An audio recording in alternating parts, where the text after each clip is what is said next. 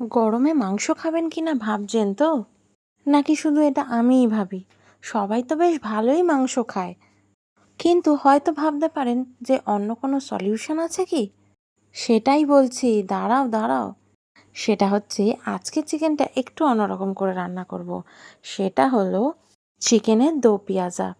তার জন্য প্রথমেই এখানে ৭০০ আমি মাংস নিয়ে নিয়েছি। মাংসগুলোকে ভালো করে ধুয়ে পরিষ্কার করে নিয়েছি। নুন, হলুদ গুঁড়ো, জিরের গুঁড়ো আর লেবুর রস ভালো করে মাখিয়ে নিতে হবে। দেখুন, লেবুর রস দিতে গিয়ে দানাগুলো পড়ে গেল। সেগুলোকে বার করে নিয়ে এবার খুব ভালো করে মাংসের গায়ে মশলাগুলোকে আচ্ছা করে মাখিয়ে নিতে হবে।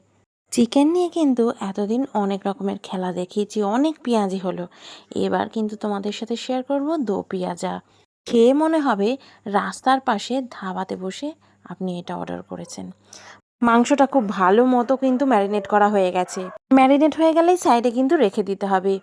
কড়াইতে তেল দিয়ে মাংসের মতো করে আলু কেটে নিয়েছি। আমার আবার যেন মাংসে আলু না হলে চলে না।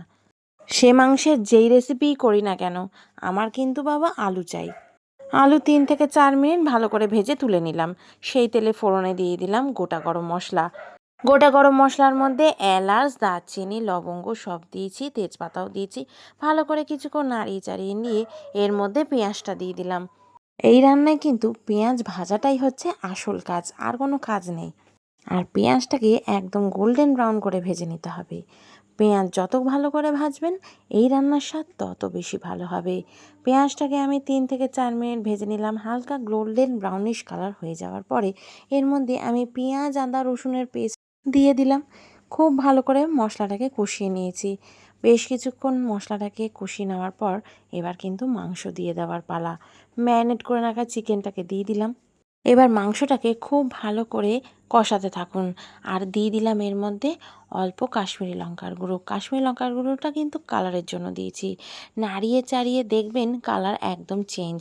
এর মধ্যে টমেটো দিয়ে দিলাম। টমেটোটা গোটাই দিয়েছি, আপনারা চাইলে পেস্ট দিতে পারেন। এইভাবে কন্টিনিউয়াসলি আমি নাড়িয়ে চাড়িয়ে গেলাম, যাতে চিকেনের থেকে অটোমেটিক জল রিলিজ করে আর সেই জলেই মাংসটা সিদ্ধ হয়ে যায়। এই রান্নাতে জলটা কিন্তু একটু কমে ব্যবহার করা হবে। আর ঢাকা দিয়ে দিয়ে রান্না করবেন, দেখবেন চিকেনের গা থেকে কিন্তু একদম চিকেনটাই খুলে চলে আসছে। ৫ থেকে ১০ মিনিট একদম হাই ফ্লেমে আমি মাংসটাকে কষিয়ে নিয়েছি। এবার ভেজে নেওয়া আলুটা দিয়ে দিলাম। এটাকে ঢাকা দিয়ে দিয়ে রান্না করতে হবে, আঁচটা কিন্তু একদম মিডিয়ামে রেখে। আর জল কিন্তু আমি ব্যবহার করিনি, মাংস থেকেই জল বেরিয়েছে। মশলা কষে একদম লাল তেল বেরিয়ে এসছে। এবার ঢাকা খুলে ভালো করে নাড়াচাড়া করে দেবেন আর দিয়ে দেবেন পরিমাণ মতো উষ্ণ গরম জল। এইভাবেই ভালো মতো কষানো হয়ে যাবে আর একদম তেলও বেরিয়ে যাবে। এবার কড়াইটাকে সাইডে রেখে দিয়ে এটাকে একটা ফিনিশিং টাচ দিচ্ছি। সেটাই হচ্ছে যে আসল দেখার ব্যাপার। একটা তড়কা প্যান নিয়ে নিয়েছি, তার মধ্যে দিয়ে দিয়েছি তেল। তেল গরম হতে এর মধ্যে আমি ২টো শুকনো লঙ্কা ফোড়নে দিয়ে দিলাম। আর এইভাবে পেঁয়াজগুলোকে কিন্তু ফুলের পাপড়ির মতো কিন্তু পেঁয়াজগুলোকে আলাদা আলাদা করে নিতে হবে। খালি ৪ টুকরো করে নিতে হবে পেঁয়াজগুলোকে। সবশেষে পেঁয়াজের পাপড়িগুলো সব দিয়ে ভালো করে ২ মিনিট একটুখানি মিডিয়াম ফ্লেমে আমি ভেজে নিচ্ছি।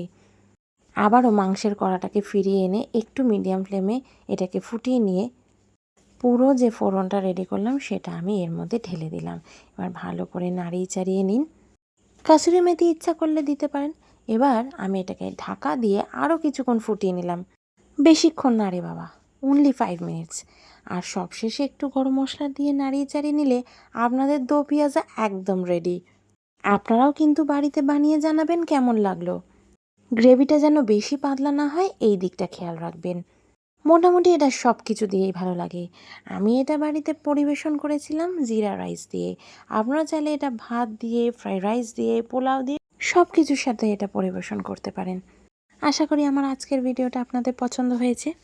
ভালো লাগলে অবশ্যই লাইক, শেয়ার অ্যান্ড সাবস্ক্রাইব করবেন। পাশে থাকা বেল আইকনটা অবশ্যই প্রেস করবেন নতুন ভিডিওর আপডেটসের জন্য। আপনারা খুব ভালো থাকবেন, সুস্থ থাকবেন। দেখা হচ্ছে নতুন রান্নার ব্লগে। টাটা।